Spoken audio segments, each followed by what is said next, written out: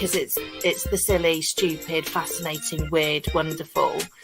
They're my people, and more often than not, they're the geeky people as well.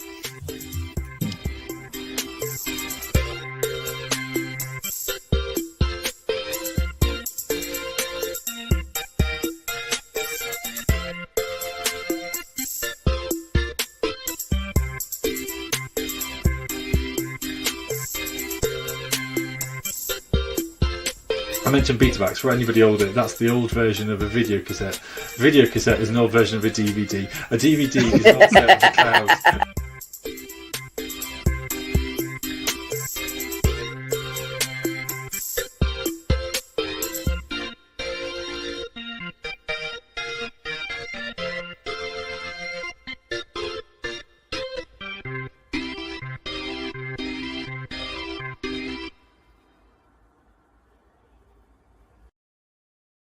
Hello, welcome to another episode of Faith and Geekery. Welcome, Becca. Thank you, Mark. Well, that was an interesting way to remind us of what our names are. Jolly good. And how are you doing? You okay? I'm doing very well, thank you. I've just noticed your green screen. I just noticed your green screen there. That it's like a fifth dimension in my earrings. Oh, I'm keeping that. Very cool. Very cool. Welcome, folks, if you are tuning in for the first time, second time, or even third time, or whether you are on a podcast listening in, or you have just found us through some other way, or just looking at us from the corner of the room. There isn't anyone really there. Or is there? Welcome, though. Welcome to our, Faith and Geekery. This week, we haven't got any guests, but we are going to be talking about the apocalypse or post-apocalyptic living, or all those sort of kind of games and movies and bits and pieces like that, which kind of get us thinking about living in those sort of places. But as always, I'm going to ask the question of what have you been up to this recent week or weeks, because we've been off last week as well. What geeky thing have you been up to? Becca, have you got anything? Sorry. I was waiting for others in the room to answer that question. This week, I have largely been playing Sims 4, very cool. which is it's a kind of parallel walk for me when it comes to virtual worlds.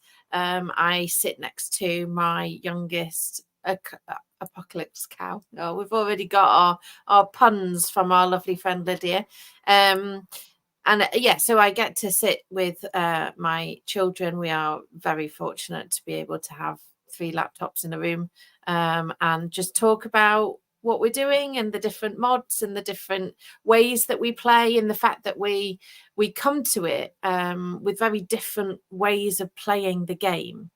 So my eldest, who is neurodivergent, plays and does all the building and the decor, and I look at rooms and it's that funny kind of trick of the eye that makes something look real, which is what I love about video games, where you look at it and you think, oh, I could be in that space. I could imagine myself in the space.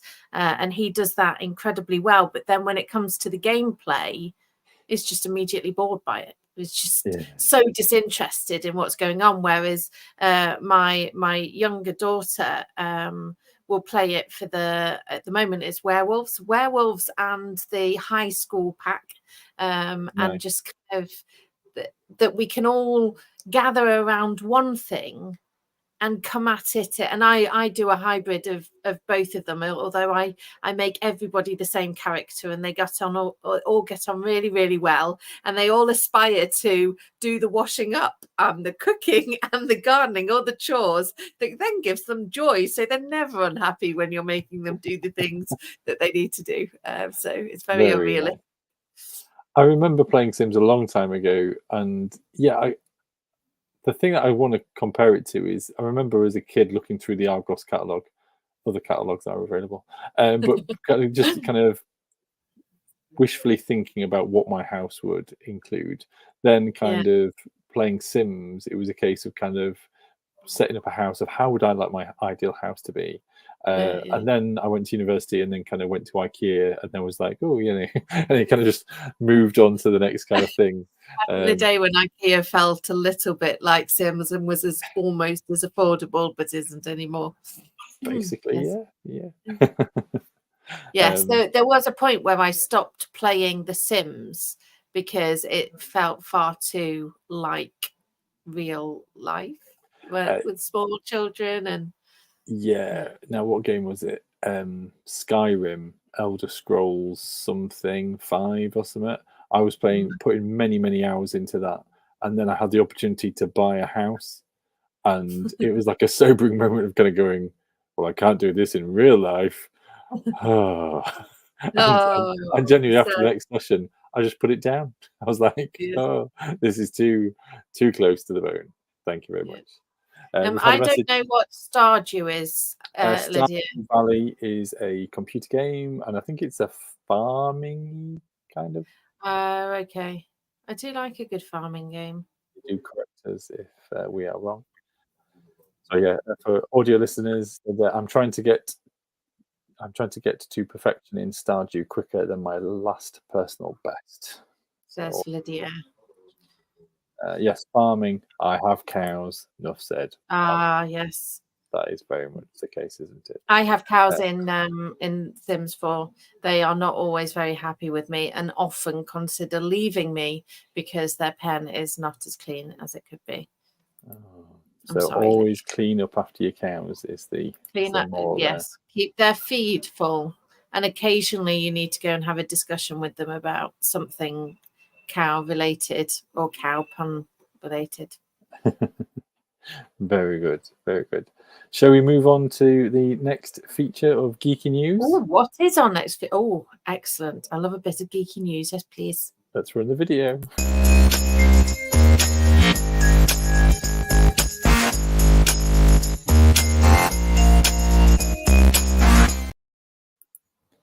This week on Geeky News, I have got 5 letterbox pictures for you.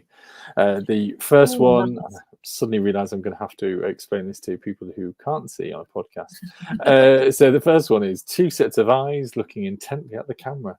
And this is news that a prequel to the Hunger Games is in process, a movie adaptation of Woody Harrelson's character, and I've forgotten what it is. Is it Mitch? Hitch? Pitch? That chappy, I think, kind of. Yes. So that is coming to the screen, which is very exciting. The next one is that Jurassic Park or Jurassic World ... 100. Is it Jurassic 100 is a goofy film about dinosaurs trying to race from one side of the world to the other in cars. Not really. So there is another Jurassic Park film being penned at the moment, so they're still trying to kind of firm up the script and things like that. Bleed it dry for every last speck possible. Well, maybe so. Then there is also Paddington 4 coming out. Sorry, 3. Paddington 3 is it Trip to Peru or something coming out at the cinema. So that is very close. As well as Harold and the Purple Crayon.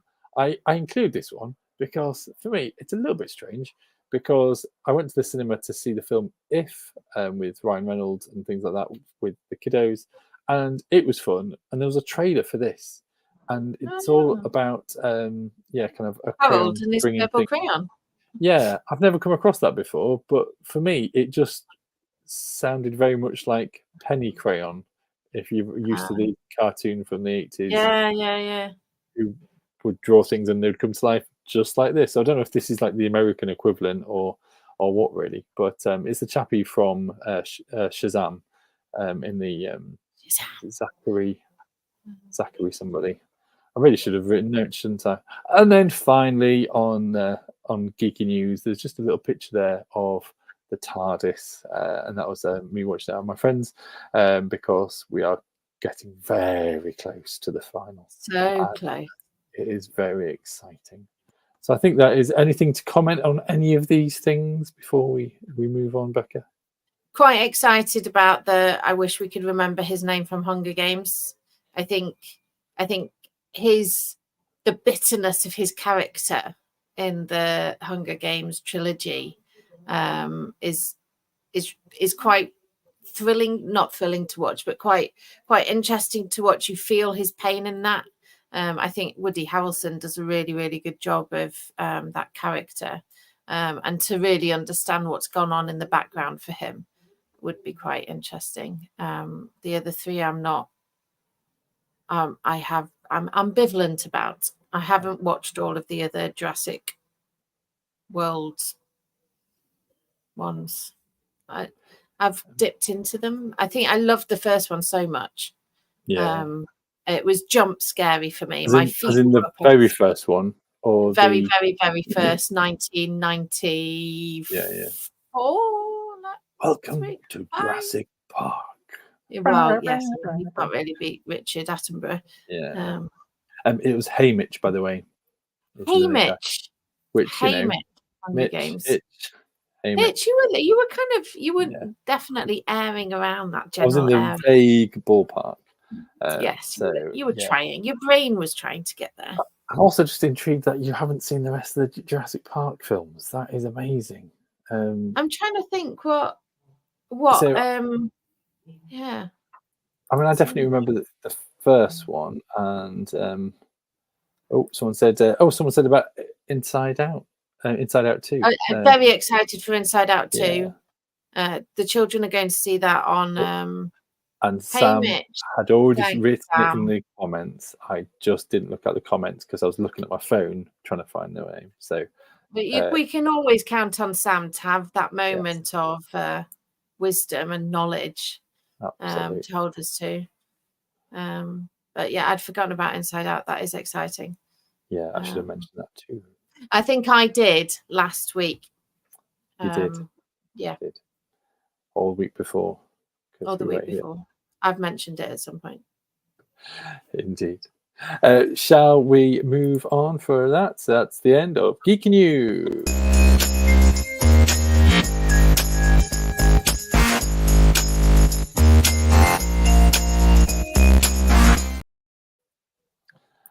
And and of course, Lydia had said about the new Wallace and Gromit. I completely forgot about that.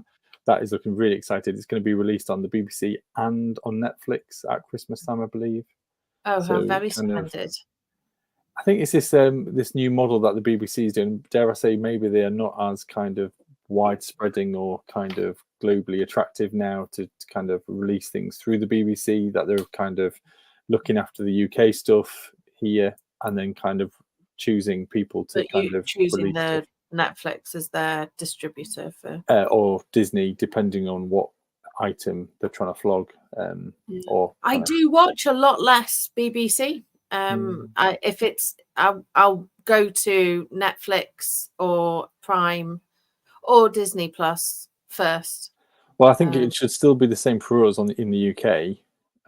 That it's just the kind of the wide world kind of audience would be dealing with the the worldwide provision distribution. Thank you. That's what I meant. You're welcome. So that's very exciting. What I should have said at the beginning of this episode is that we're going to try something a little bit different in regards to the quiz. So apologies, folks, that if you are expecting the quiz this week. However, I have been working on something called Quickfire. I think I've taken a large hint from a large kind of creative license from All We Can. And the old kind of broadcast, they used to do something where you kind of choose between 117. Yeah. In all things we are together. So this is our Faith and Geekery Quickfire, where basically I'm going to go through a whole list of things, and I'm going to say one thing or the other. And Becca, it's up to you to decide what you're going to keep. So one thing or the other. Are we going to time this? Are we going to make this competitive? No. Well, I was just going to go down the list and finish it. And then we're going to talk about the things that you're willing to get rid of and sacrifice into this world without them. Yeah, is that all right? Okay. Yeah. So I need to get rid of one thing and keep the other. Yeah. So I'm going to say one thing or the other, and you just say the one you're going to keep. Okay. And we can do this. It's going to be nice because I'm nice like this. As you can tell, we have not prepared or practiced this in any way. No, not at all. Right, Lydia, hold my metaphorical hand. We're not getting rid of cows. I will try and remember, unless it's like cows or your children, and I know you'll understand. Right, okay. Guess what? Are you ready? No. You're going to have one pass where you can choose both. So keep that in mind. There is going to be there is one pass where you get to keep both, and there are 21 of these to I've choose got between. decision fatigue before we've even started. We haven't got a video either because I just wanted to see how this goes. So, Star Wars or Star Trek? Which do I say? The one that you're going to keep. I'm keeping. Star Trek. Cats or dogs? Dogs. Wool or Warcraft? What? War or Warcraft? Wool or Warcraft? Wool. Oh, that'd be funny. Chips or curry? Keeping curry. Disney or Doctor Who? Can't I keep both now? No. Oh, come on, but it's on Doctor Who. Oh no, Disney. Sorry, I'm sorry. I'm sorry, Doctor Who. You need to have more singing. Football or rugby? Keep football. Mario or Sonic? Keep Mario. Cosplay or escape rooms?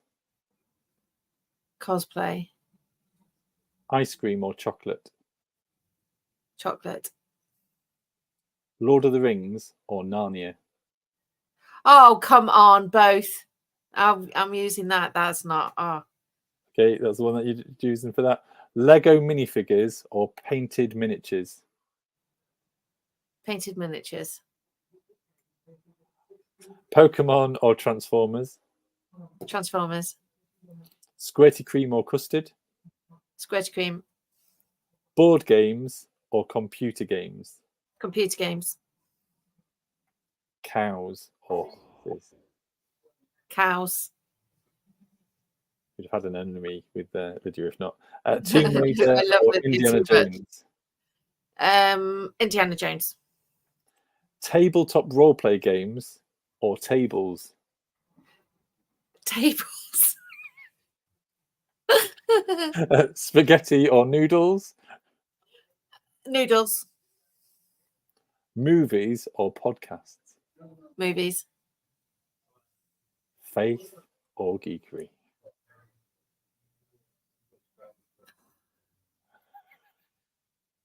Faith. Although Well it's done. inseparable. Oh no, it was one more. Bridgerton or Pride and Prejudice? Bridgerton. Fantastic. That is the end of the that's questions. it. Well I can't done, make any more decisions ever again today. That's it. Was that all right, folks? Was that okay? Was that like unbearable, Becca? It was good. It's interesting what I'm willing to keep and what I'm not willing to keep. Yeah. I was just looking down here. So, gosh, painted miniatures over Lego minifigures. That was quite. It's to do with what the possibility. So, because I'd never dream of painting a minifigure. Yeah. Whereas with a painted miniature, you could redo it. You could restart again. That is true. So Indiana Jones over Tomb Raider, I get that. Yeah, I think chocolate over ice cream, also get that. I'm not a fan of ice cream. I'd go for the toppings. Yeah, that is true. What is your favourite ice cream? Would you go for? If you had a choice. At the moment, it's the vegan. Is it Icelandic? Oh, I see. This is why I'm geek adjacent, because I just can't remember names of things. It's a really, really nice ice cream that you wouldn't even know was dairy free. And I prefer it to most other ice creams. And then obviously with like hot chocolate fudge sauce. Obviously. Fantastic.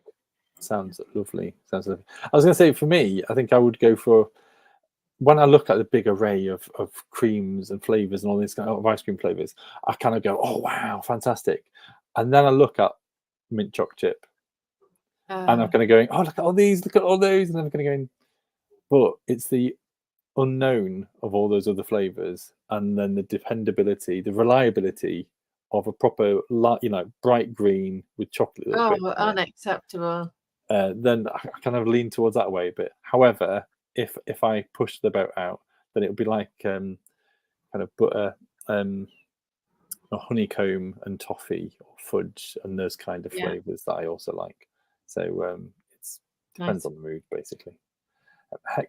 Hexagonal container. It is in a it is in a hexagonal container. I was just I like, can't remember where it's from. I completely Sweden? disconnected that from the ice cream, and I was just like, Yes. is that some weird kind of your hexagonal container? A little bit strange. Anything else on here? Movies I get over podcasts, but just every day of the week. Folks. Except this one, obviously. Although I would watch this. Thank you. It is Swedish. I thought it was Swedish. Hi, Stephen. Welcome. And anything else to add? I don't think so. I was trying to scroll my mouse onto the piece of paper that's on my side of my screen. Why is it not highlighting?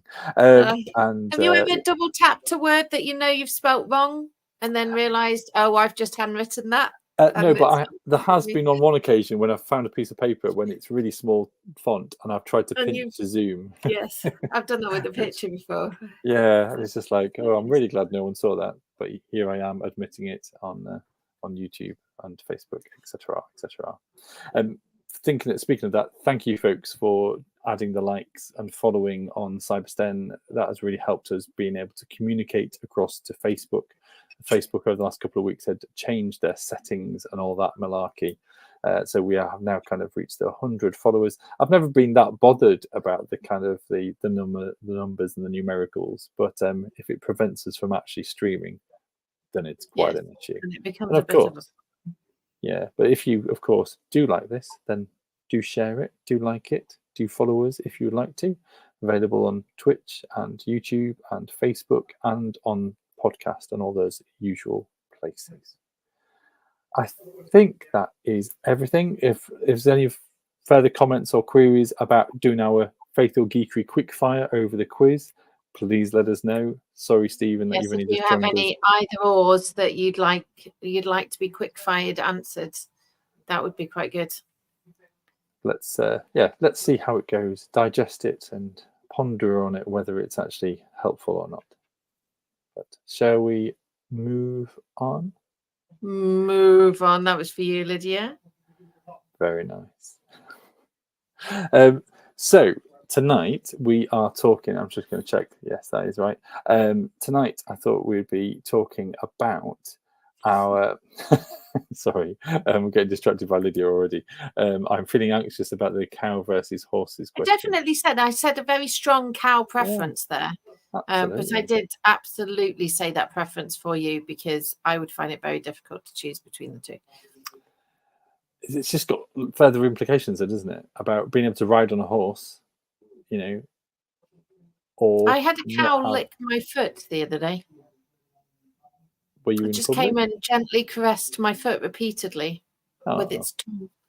I do find cows' tongues are really kind of like crazy and like mind blowing. Yeah. Just Lydia's people can ride cows. I don't know if I've told you this before, but my granddad used to threaten that I would he'd get me to ride a cow down to the local roundabout and back again, where he lived on a farm, and I never took him up on it. And it was even mentioned, I think, at his funeral, and I was like, please don't force me to do it in memory of him. And then Lydia's put a cow sneezed in my face this week. It was weird. Yeah, I bet that was weird. Really disgusting. Gross. Anyway, moving swiftly on. We are going to be talking about the apocalypse. It's in the diary in a week, in a couple of... Oh, no, wait. The apocalypse is one of those things, and really, I think I'm really wanting to kind of share about this kind of post-apocalyptic stuff that we're interested in.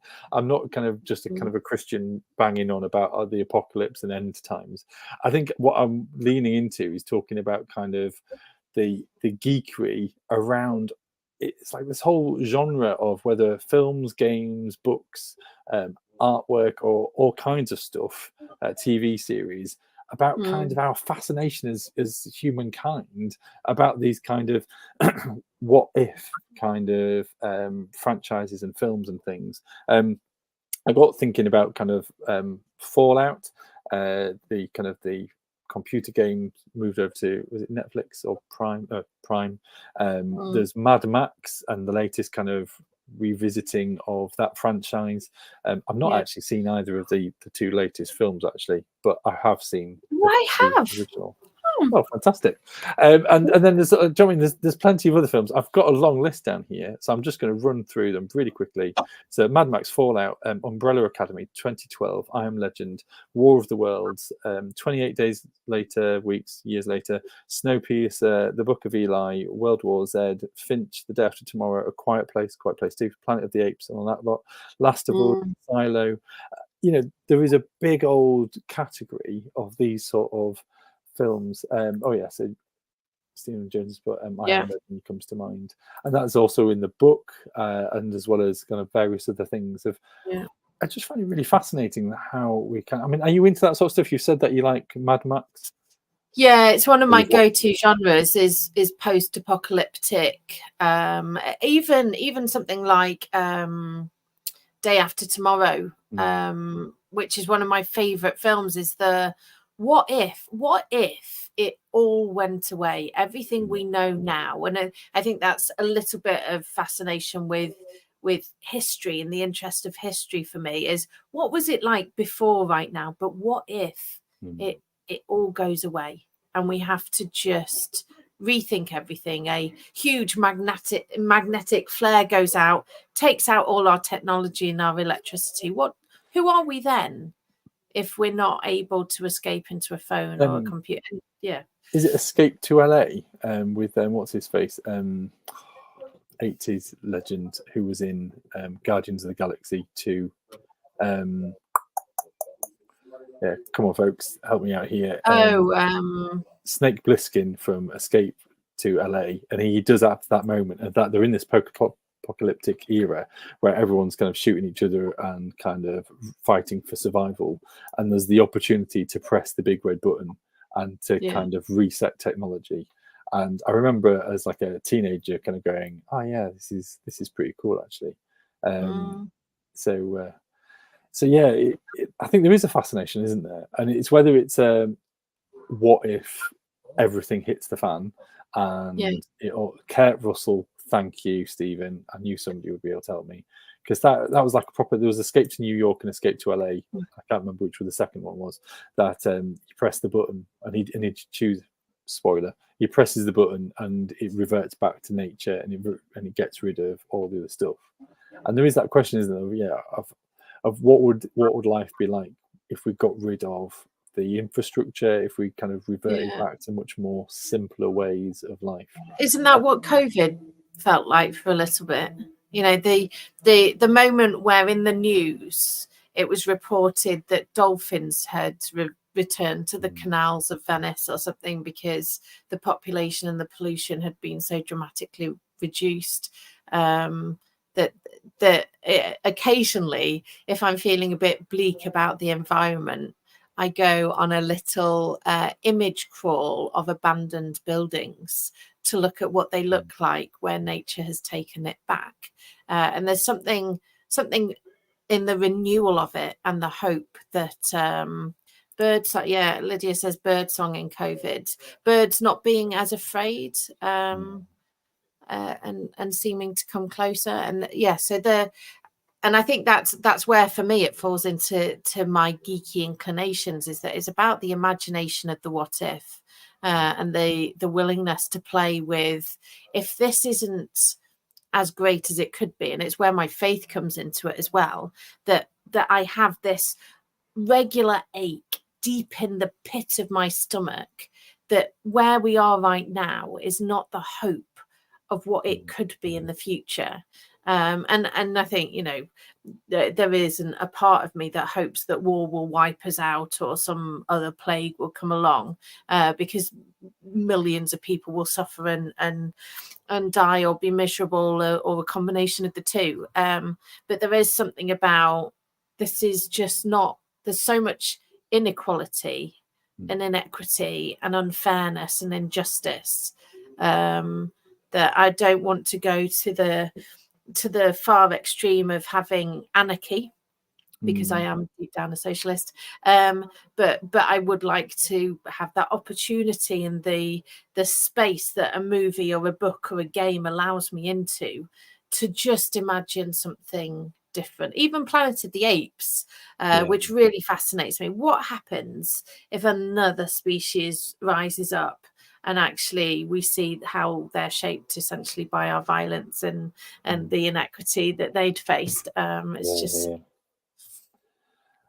Yeah, I find it just really fascinating, isn't it? Because actually, there is an element there of, you know, have we looked after the world the best that we can, and as a human race, and you're kind of going, actually, you know, have we fulfilled our potential? No, I don't think we have. And there's almost this kind of feeling of, is there something here about a reset button again? What Stephen put, what fascinates me, how nature reclaims its place when humans are out of the picture. Yeah, I mean, I remember being at the cinema watching I Am Legend, and I hadn't realised. I went with Becky and my father-in-law. It was like a post-Christmas kind of, let's go to the cinema, shall we? And I was like, yeah, let's go to the cinema. I was like, oh, I Am Legend. Don't know what that is. And I was like sat in and just like grabbed the seat, the armchair kind of handle bits for the rest of the like next 2 hours of going, oh my gosh, this is very harrowing and tense. And oh my, you know, and I was just like, I didn't realize what I was going to. But I could just on the big screen seeing their kind of interpretation of nature taking back over, and there's like a lion walking down the kind of the famous landmarks and the bits and pieces of New York, and I think it is something like that.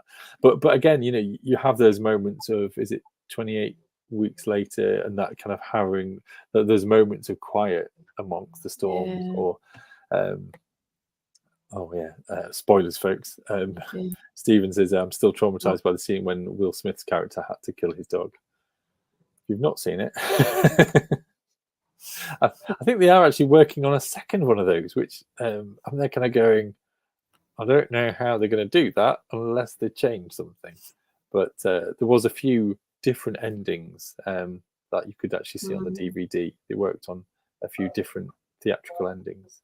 So yeah, it is fascinating, and I think there is something here about saying actually the hope and optimism of the natural world being a better place, or something about the powers and the infrastructures and the systems that we put in that are in place. That as Stephen says, I should have said spoiler alert. Yeah, if you haven't watched the film, it's there's just kind of, there's a question of, you know, could we do better, and could we kind of restart better? But I think there's another element. Oh, go on. That's what I like about Day After Tomorrow, and dislike about it, because you go through all the gripping pain of the change and the getting the kids out of the situation that they're in. See how I'm edging around the actual story here. No potential spoilers, thank you. And eventually something good happens, and that's essentially where the movie ends, where everything has now changed. They show the shifting planet and what is different and how it's different and where things are in relation. Same with what's the one with the big boats, the Ark, that they're trying to get to there's a huge 2012. flood. Is that 2012? Yeah. And then what comes after that, and the permission then to imagine what does happen. where we've wiped out the politics and the, you know, I believe in politics where they speak for people and give space and format and place for people to come together and say, this is what I need and want and hope for. That's the point of having a space together. That's the definition of what politics are. But where it becomes about power and average and gain, regardless of the people, what happens when that's wiped out? And there's often, I think, that message within post-apocalyptic films of, it's not just wiping out technology, it's wiping out economic structures of that are otherwise organizing us. It's wiping out the market that drives our day to day and our week by week. And you know, what happens when we have to work in order to live rather than work in order to make money, in order to pay for things, so that we might eventually, you know, it takes out all of those middle steps where my day to day becomes about making sure there's enough food and medicine, and that dream of maybe simpler times. I don't think the simpler times, you know, if the pilgrims and the pioneers, you know, we know their stories. We know how difficult it is without healthcare systems. We know how difficult it is without education systems. But maybe we've taken it too far sometimes. Yeah. I think there's also something here about this primordial. No, what is it? No. My words have left me tonight. Go on, Put it into the context of a sentence. Primal instinct. That's the one. I was trying to create a longer word of survival, of being put in that place of, do you fight or do you flee, or when the world is completely, you know, the picture is constantly changing and going towards disaster. It's actually how does the humankind survive in any way, shape or form, and what shape does it look like? And I think there is something here about this ideal about resetting and kind of hope and the future, but also tied in with that, and dare I say, with Fallout or with Silo and Snowpiercer and things like this, the very interesting series exploring the human element, the fall of, or the imperfect characters of humans still kind of being selfish, still trying to kind of do the power play, even when the future is unknown. And I find that these kind of series are really good at twisting and really kind of, you know, it's not just like, oh look, post-apocalyptic living. It's, oh look, post-apocalyptic living and the politics of people still being horrible, still being heartless, and still trying to navigate the world in that. And you know, yes, you almost get the two camps, don't you? You get, well, three camps. You get the people that have scrabbled to fill in the positions of power. Then you get the people that are, you know, like me, going, oh, what a lovely opportunity to homestead. All this lovely space around me. I shall now get my cow and a horse, and I shall grow plenty of food so that we're never ill. And then you've got the people that are like, let's go and ram-raid the supermarkets in a really big truck that we could never have afforded. And I think, I don't know how many different films and TV shows I'm actually paraphrasing into one thing, but it's that but it does happen, doesn't it? It is portrayed in that way, of like the quick mass hysteria, and I do find that especially with COVID, our experience of COVID, whether it would be such a big hysterical moment of people going quick ram raid everything, or if there would be like a large population of people kind of going, what, I must get toilet paper. What asteroid? Zombies? No, zombies, mombies. There aren't such things. That's your Uncle Dave. He's always like that. Yes, that complete denial of it. Yeah, and I think there's always also that element of something like Handmaid's Tale, which is post-apocalyptic or post-catastrophic events that has happened that results in everything we know now almost becoming more condensed, more difficult, because where people can go in two directions in panic, they're definitely not playing at their best, and you get the avoiders and the deniers of it, but you also get people that become so rigid in how they want to order and structure their way through a point of crisis that it becomes more measure, and I think sometimes we find that in the church where you've got decline and less people coming, and with less people it's less money, and with less money it means that things are going to have to end and change, that you've got some people that'll deny it, some people that'll work to try and either bail the ship out or find new ways of being, and some people that become so rigid in, we can't have the change, we must instill the structure so that we're holding steady in this time of absolute turmoil and change. And it's just fascinating to see, especially in kind of movies and games, the different ways that people respond essentially to crisis and to change. And that's really interesting about that kind of maintaining the ship or steadying, keeping going, despite whatever. I think there's also, you touched upon it, I think it's like that polarized views of suddenly putting yourself in such a harsh environment of the post-apocalyptic era sort of thing. It's suddenly kind of like really polarized opinion, polarized thought of, fight or flight. It pushes people to make a decision of what are you going to do in this situation. Are you going to keep in a silo and kind of locked off to the outside world, or are you going to embrace it? Are you going to be selfish, or and just kind of look after self or family and kind of hoard things, or are you going to work for the greater good? And it's fascinating, isn't it? Because I don't know if it is kind of like it helps us escape and think of something kind of completely beyond, but at the same time it kind of does shine a lens into the human condition of kind of going, gosh, look at all those horrible people in this kind of future, and yet they're kind of going, but also are we that different right now? Are we different? Yeah, absolutely. And I think that can be the sticking point. That's the point of where you go, do you then allow yourself to look and into, or do you then just go, nope, let's put another film on. let's continue to go down the rabbit hole. Nothing to see here, folks.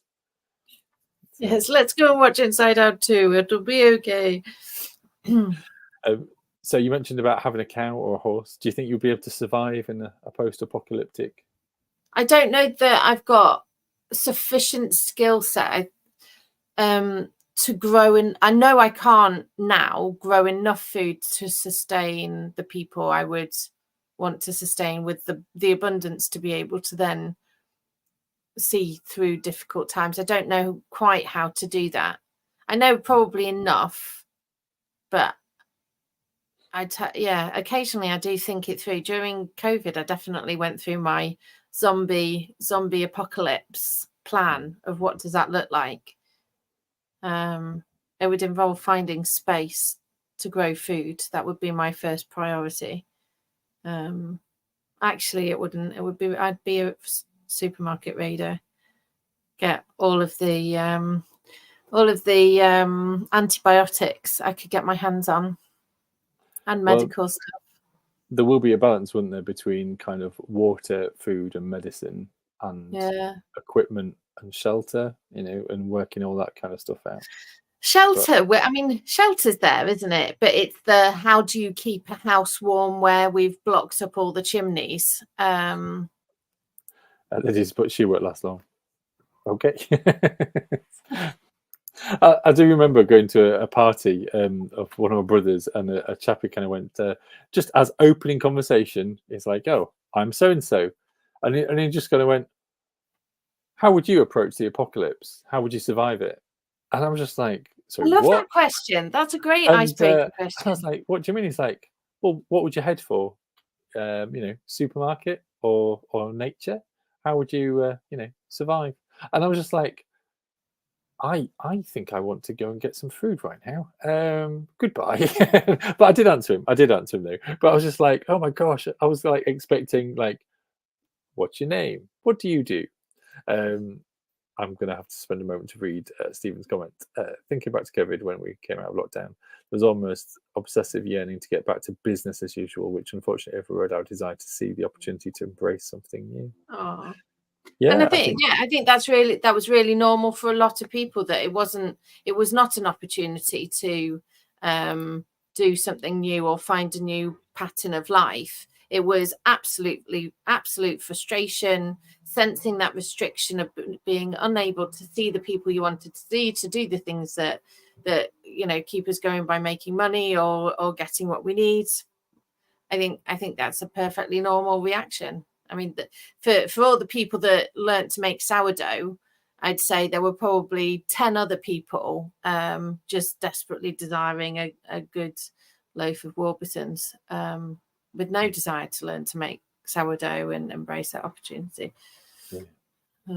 And I think when you said earlier about COVID and about the kind of the sounds, I enjoyed the sounds. The downside for me was not having the freedom.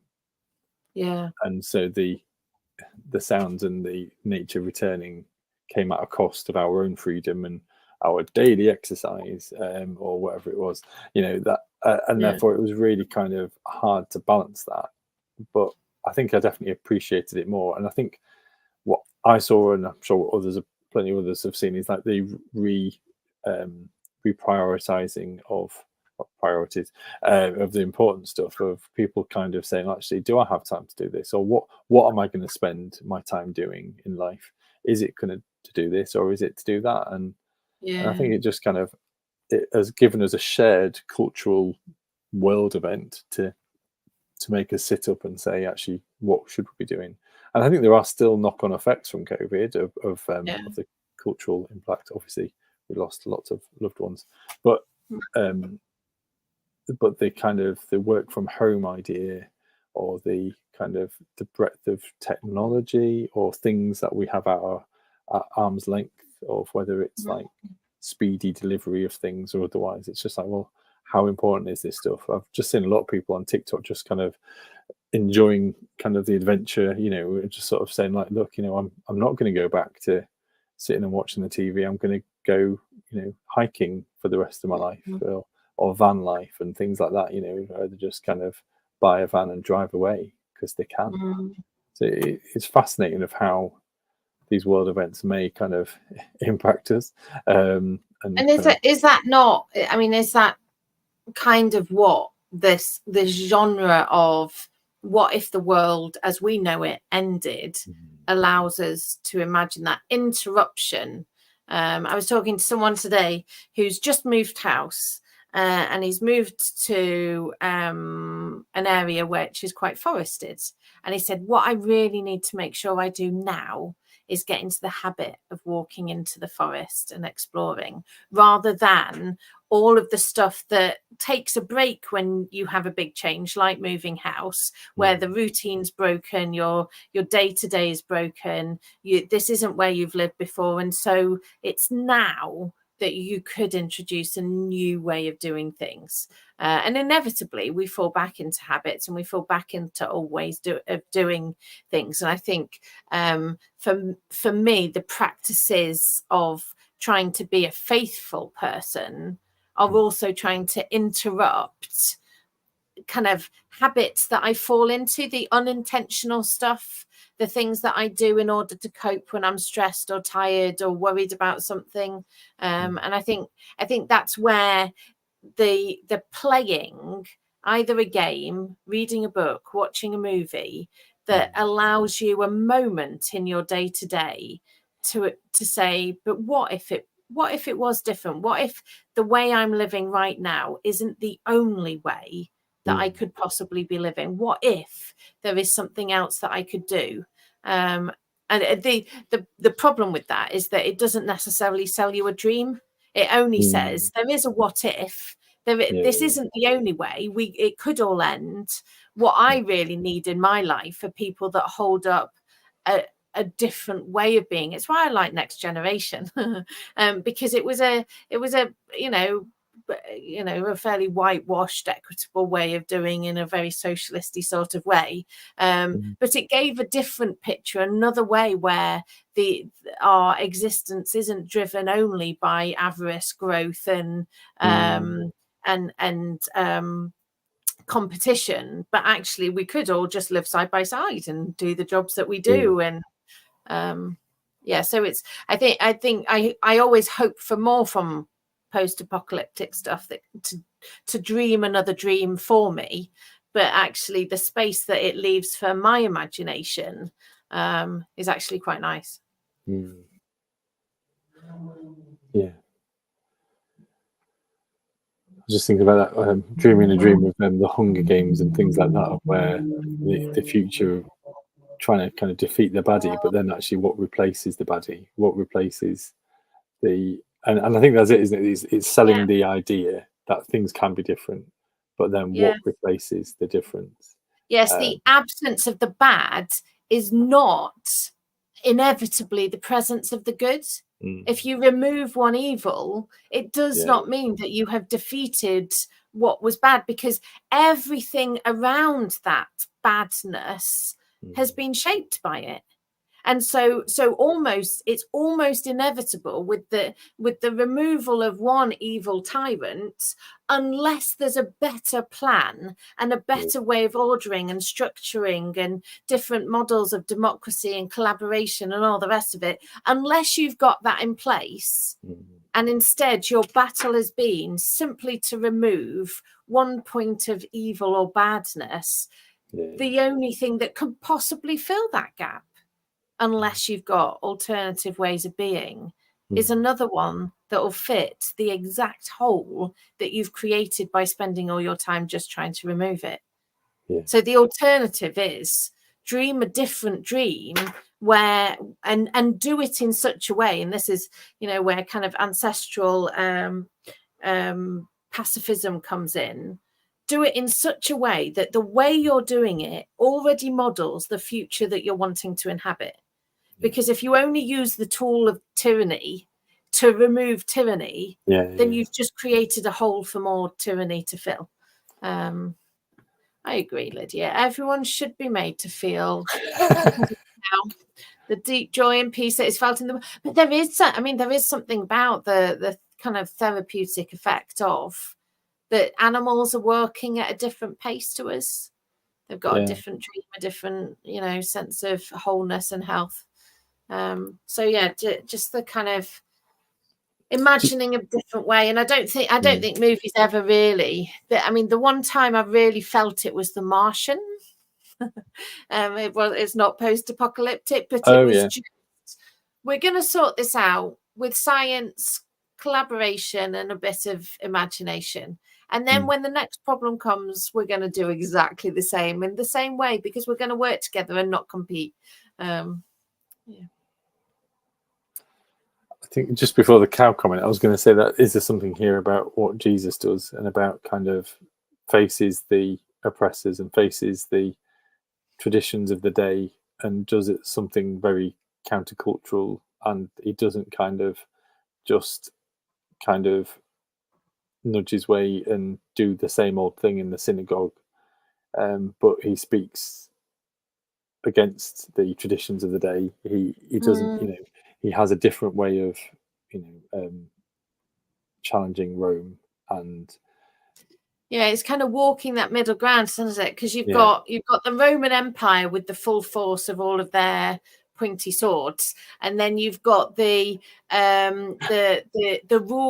religious rulers with all the full weight of a very, very heavy Bible, a heavy religious book, and all the rules and structures and tightness that is developed in the face of all of that panic, that they're in an occupied territory. The Romans have invaded, so over there you've got this really strong tightness of people panicking and not knowing what to do, and you've got the Roman Empire who are all under the rule of someone else that will chop off their heads if they don't do what they're supposed to do, with all their torture devices and brutality.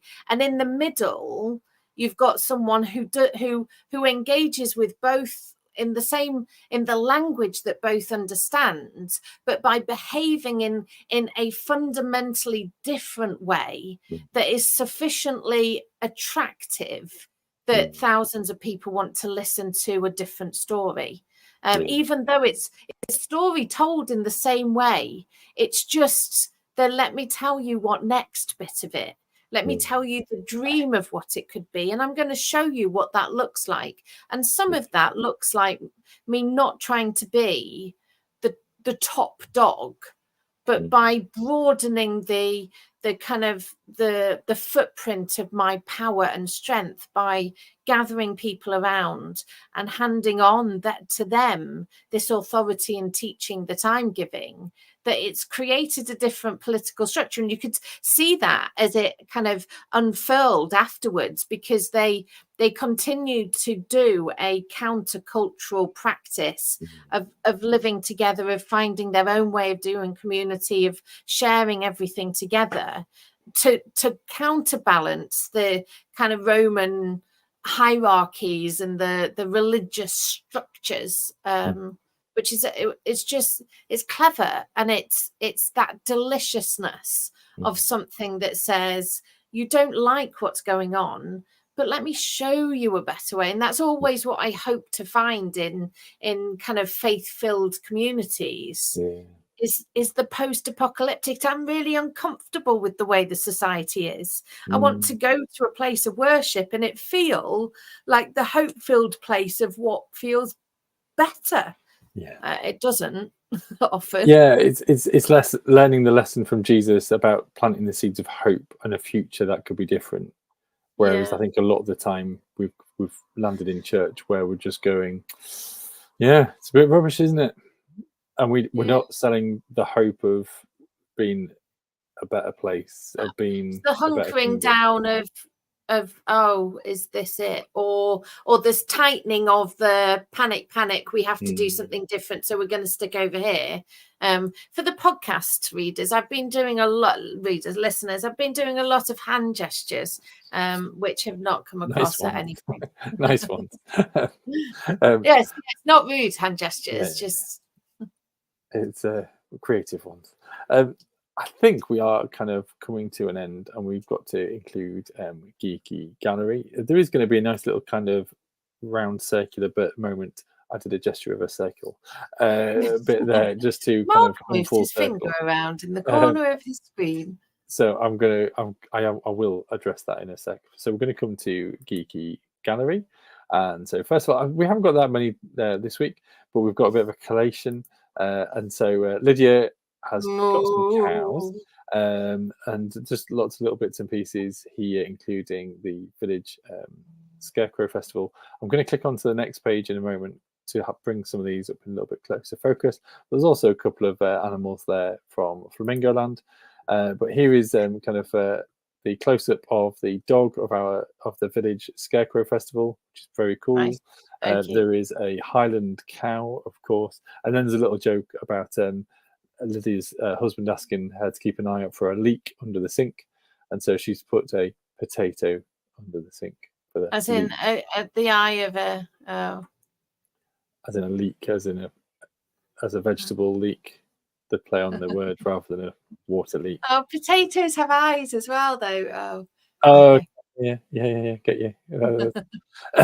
So that's those. And then we've got Mendip Tom with his various things from his kill team, the 40k Chaos Marines with some kind of, like, I want to say army tanks. I'm sure there's a better name for them, as well as a Crusade campaign. And then he also talked about his birthday present, which I've forgotten what it is. But there's lots of bags of Lego to be made, to be built, which looks very good. Is that what that was? Has he made it? Have we I don't know yet. But the other thing I wanted to share is my chickens, and I think this is what I was going to come to. Oh, look at those fluffy bottom chickens. We've just inherited my older brother is moving house, not to a more forested area, but into more town life, and he's decided to give up on the chickens for now. he's still got an incubator, so watch this space. Yeah, so he's kind of passed on 2 of his silky hens, and so there's a grey one and there's a quite a red one there, and that joins our other 2 silkies. And I've got to say, there is something really cute and just really nice about watching their way of life, and they're just kind of like, we let them to roam in our back garden. We've got protective kind of fence all the way around, and it's just lovely just seeing them kind of pootling around and interacting with each other. Barely a care in the world. Yeah. Well, there is, but even in the chickens, there is still the pecking order, and then trying to still negotiate a couple of weeks later who's the boss. And, who is the boss? Who won? Well, it's still ongoing. It's still ongoing. So I was quite surprised this week that the 2 new ones have been mixing and matching, and that there's like now a group of 3 of them, and it was one of the old hens that's out on limb at the moment, and it's just like, we're not out on a limb. They're like still all get on all over again. Yeah, it's just really interesting of just like of how they do get on with each other and otherwise, but they're very cute, and we're getting little eggs from them, so it's very sweet as well. And the kids have kind of just delighting in going to get the eggs and all that kind of stuff. So there's something, about a good old life, about just changing the rhythm and pattern and things. But fascinating, they don't like to do it on a rainy day. It's only on the nice sunny days they like to go out and check and feed. So what are you going to do during the rest of the British weather? Just do it myself. What, peck for them? Spoon feed them? The eggs, I meant. Oh, they still feed themselves. They don't give up. I meant the children don't want to put the eggs. Wow. Our communication skills today are excellent. Very, very high level. Speaking of communication skills, we have got a guest next week. Gareth is going to come and join us and share a bit about the things that he's interested in. We then got the week after, which is still a bit of an unknown because it's going to be a Methodist conference, and Becca, you're going to be busy, but I'm also going to be at a conference, so I don't know exactly what we're going to do or where or how or when. There was some question about a live thing, but I'm not sure. It may just have to skip. But then the week after, so as we enter into July, I think we're going to do a Doctor Who special, which will give us enough time to look back over the end of the series, which is this Saturday, and we can have a good old natter about it and reflection about it and all that kind of stuff. Bit of Doctor Who homework there, I believe you've just given. Basically. So, but giving you a bit of time rather than just kind of launching straight into it as soon as it's finished. A bit of time to ruminate and ponder about things and things like that. So I think that is everything. I think that is the end of our. Just gone over slightly. Becca, is there anything else that you want to say? I don't think so. I think I've said a lot passionately about imagining for and also there's something about it's okay to sit with the disquiet, and it's okay to feel homesick. That's what we're homesick for, something really specific, and I think it's going to be amazing. So give yourself permission to imagine, and give yourself permission to be interrupted. And if that's post-apocalyptic movies that make you grip the cinema seat, do that, because I think our souls yearn for a better future time, and I think that is part of the long-term plan. Thank you for those wise words. Wise words today. And in the post-apocalyptic world, remember, the geeks shall inherit the earth. Good night. Oh man.